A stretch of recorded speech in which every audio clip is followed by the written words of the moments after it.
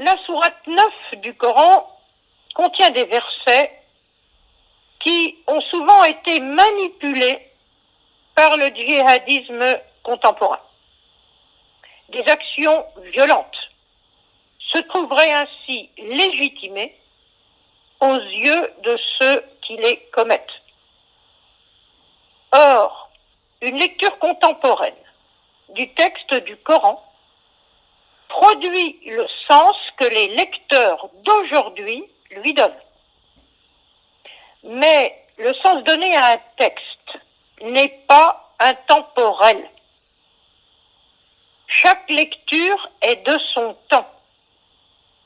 Elle ne recouvre pas automatiquement le sens que les mêmes versets ont pu avoir pour des hommes du passé. Alors, pour les actions de Muhammad, il faut revenir au contexte de Médine et aux acteurs qui y agissaient en fonction des enjeux qui étaient les leurs. On peut donc dire que nombre de versets qui réfèrent aux actions de la période médinoise ne sont pas reproductibles. Ils correspondent à une situation qui n'existe plus. La société dans laquelle ces actions ont été menées n'a rien à voir avec les situations actuelles dans les sociétés actuelles. Si on prend l'exemple si souvent invoqué du verset 5 de la sourate 9, le Tawbah, dit aussi Bara'a, le lecteur d'aujourd'hui a tendance à se précipiter sur la partie du verset qui contient le verbe à l'impératif pluriel urtulu.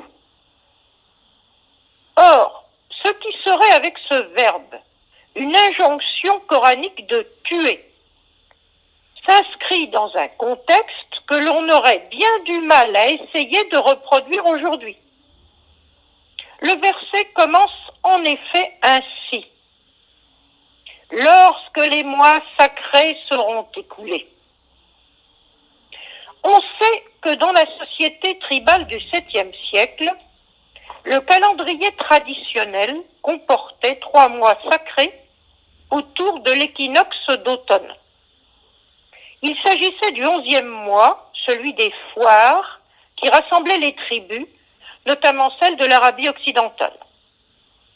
Le 12e mois était celui du pèlerinage sur le plateau de Arafat, qui était réservé aux bédouins locaux. Le mois suivant, Muharram, était le premier mois de la nouvelle année. Il permettait aux tribus de rentrer en paix sur leur territoire. Durant ces 3 mois, toute violence et donc tout combat était strictement interdit. Le Coran indique clairement dans le verset de cette sourate que cette règle doit être respectée. Alors, comment peut-on invoquer ce verset pour légitimer aujourd'hui une action violente en oubliant de prendre en compte le début du verset qui précise un temps et un lieu qui ne peuvent être les nôtres aujourd'hui? Le Coran nous parle d'une situation du 7e siècle qui ne peut être reprise aujourd'hui.